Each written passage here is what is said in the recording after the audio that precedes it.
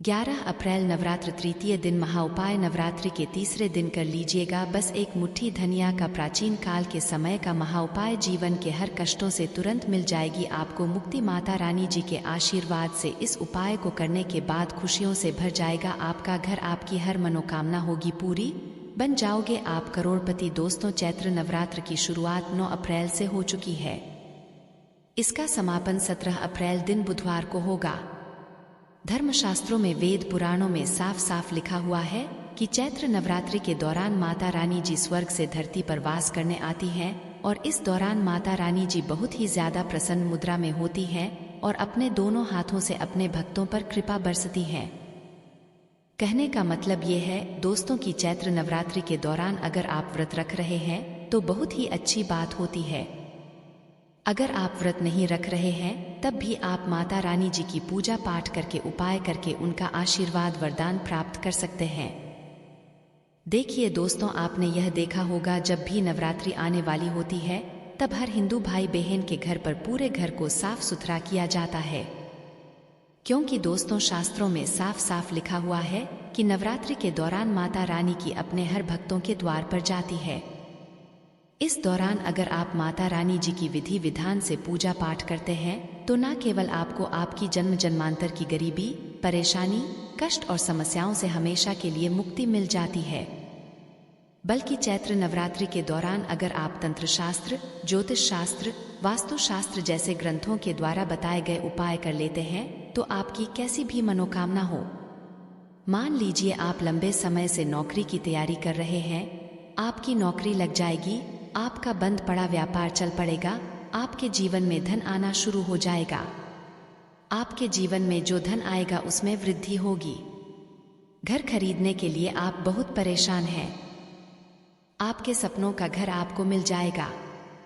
जिस बीमारी से आप बहुत परेशान हैं उस बीमारी से आपको मुक्ति मिल जाएगी, क्योंकि दोस्तों चैत्र नवरात्रि के दौरान किए गए उपाय कभी भी खाली नहीं जाते हैं। इसीलिए इस नवरात्रि का इंतजार न केवल पूरी दुनिया के पंडित, एस्ट्रोलॉजर बल्कि तांत्रिक भी बेसब्री से करते हैं। और दोस्तों आज के इस वीडियो में हम आपको तंत्र शास्त्र के अनुसार साधारण से धनिया के उन उपायों के बारे में बताने जा रहे हैं जिसको अगर आप नवरात्रि के तीसरे दिन के बाद कभी भी किसी भी दिन सही मुहूर्त पर कर लेते हैं तो दोस्तों इन उपायों को करने के बाद माता रानी जी के आशीर्वाद से न केवल आपको आपके जीवन के आर्थिक कष्टों से मुक्ति मिल जाएगी, बल्कि आपकी कोई मनोकामना होगी वह पूरी हो जाएगी, आपके घर की बरकत होगी, आपके घर की उन्नति होगी, माता रानी जी के आशीर्वाद से आपके घर पर धन की वर्षा होगी, आपके जीवन में आपको सुख, समृद्धि, धन, दौलत, ऐश्वर्य की प्राप्ति होगी। आप यह सारे उपाय व्रत रख कर भी कर सकते हैं, आप यह उपाय बिना व्रत रखे भी कर सकते हैं। अब आप सोच रहे होंगे कि धनिया का उपाय करके आपको माता रानी जी का आशीर्वाद कैसे मिल सकता है, तो आपकी जानकारी के लिए बता दे दोस्तों, और आपने देखा भी होगा कि आपके घर पर जब भी दिवाली की पूजा होती है, धनतेरस की पूजा होती है या कोई भी पूजा पाठ आपके घर पर रखी जाती है तो आपके घर वाले एक मुट्ठी धनिया खरीद करके लाते हैं, उसकी विधि विधान से पूजा पाठ करके उसको घर की अलमारी में तिजोरी में रख देते हैं, क्योंकि दोस्तों धनिया का सीधा संबंध धन से होता है। धनिया में माता लक्ष्मी जी, माता जगदम्बा जी का वास होता है, इसलिए धनिया को हमारे हिंदू धर्म में बहुत ही पवित्र माना गया है, जिसका उपाय अगर सही दिन पर सही मुहूर्त पर किया जाए तो वह उपाय कभी भी खाली नहीं जाता है। और दोस्तों 9 अप्रैल से चैत्र नवरात्रि शुरू चुकी है, जिसका समापन 17 अप्रैल को होगा। और इस दौरान अगर आप साधारण सी एक मुट्ठी धनिया का उपाय तंत्र शास्त्र के अनुसार कर लेते हैं तो यकीन मानिए आपको माता रानी जी का आशीर्वाद वरदान जरूर मिलेगा। और दोस्तों एक बात को समझ लीजिए, अगर आप अपनी परेशानी को लेकर किसी तांत्रिक के पास, पंडित के पास जाते हैं और उनसे अपने लिए कोई भी उपाय करवाते हैं तो उस उपाय का जो लाभ आपको मिलेगा वह थोड़ा रुक कर मिलेगा, लेकिन नवरात्रि हो गई, एकादशी हो गई, अमावस्या हो गई, इस दिन आप अपने हाथों से खुद अपने लिए कोई उपाय करेंगे तो उस उपाय का जो आपको लाभ मिलेगा वह तुरंत के तुरंत मिल जाएगा। और सिर्फ आपको इस नवरात्र के दौरान माता रानी जी के सामने तंत्र शास्त्र के अनुसार एक मुट्ठी धनिया का उपाय करना है। और यकीन मानिए दोस्तों, इस उपाय का लाभ आपको तुरंत के तुरंत मिल जाएगा और आपकी जो भी मनोकामना होगी वह इस नवरात्रि के दौरान जरूर पूरी हो जाएगी। इसीलिए इस वीडियो को लास्ट तक, अंत तक न केवल अपने लिए बल्कि अपने पूरे परिवार के भले के लिए देखिएगा। और अगर आप चाहते हैं कि माता दुर्गा जी का आशीर्वाद हमेशा आप पर और आपके परिवार पर बना रहे, कमेंट बॉक्स में लिख दीजिए जय माता दी। अगर आप माता रानी जी के सच्चे भक्त हैं तो वीडियो लाइक करना मत भूलिएगा। सबसे पहला उपाय जो हम आपको बताने जा रहे हैं वह है धन प्राप्ति का महाउपाय। दोस्तों, अगर आप चाहते हैं कि इस नवरात्रि के बाद आप करोड़पति बन जाए, इस नवरात्रि के बाद आपके घर की अलमारी तिजोरी हमेशा नोटों की गड्डियों से भरी हुई रहे, माता रानी जी की कृपा से आपको आने वाले समय में किसी भी प्रकार के धन संबंधित परेशानी का सामना न करना पड़े, तो नवरात्रि के तीसरे दिन के बाद कभी भी सूर्यास्त के बाद आपको अच्छी तरीके से नहा लेना है। आपके घर का जो भी पूजा घर है, जहां भी माता रानी जी की कला चित्र रखी है, वहां पर आपको जाना है। सबसे पहले पूजा घर पर आपको एक घी का दीपक जला देना है, एक लाल कपड़ा बिछाना है जिस पर आपको 4 लौंग, 3 कपूर और 1 मुट्ठी धनिया रखना है। हम फिर से रिपीट कर दे रहे हैं दोस्तों, 4 लौंग, 3 कपूर, 1 मुट्ठी धनिया रखना है। इस कपड़े की पोटली बना लेनी है। इस कपड़े की पोटली को अपने हाथ में पकड़ना है और 11 बार दुर्गा चालीसा का पाठ पढ़ना है।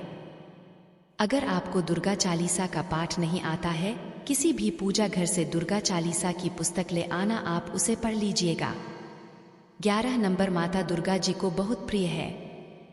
अब इसी पोटली को ले जाकर के आपको अपनी अलमारी में तिजोरी में रख देना है, जहां आप अपना पैसा रुपया रखते हैं। इतना उपाय अगर आपने कर लिया तो यह पोटली अभिमंत्रित हो जाएगी, जो आपके जीवन में धन खींचने का काम करेगी।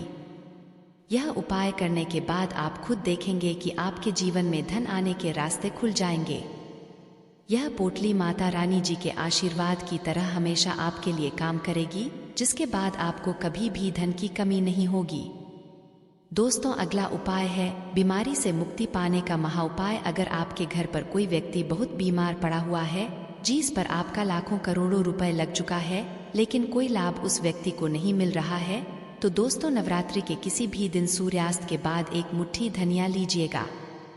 जो भी आपके घर का बीमार व्यक्ति है, उसके साथ आपको अपने घर के पूजा घर पर जाना है, जहां भी माता रानी जी की कला चित्र रखी हो। 1 मुट्ठी धनिया को अपने हाथ में पकड़ने के बाद 11 बार आपको दुर्गा चालीसा का पाठ पढ़ना है। और यह जो 1 मुट्ठी धनिया आपने ली है, वह बीमार व्यक्ति के सर के ऊपर से लेकर पैर तक आपको इसका 7 बार उतारा करना है। ध्यान रखिएगा दोस्तों, धनिया का उतारा बीमार व्यक्ति के सर से लेकर पैर तक आपको 7 बार उतारा करना है।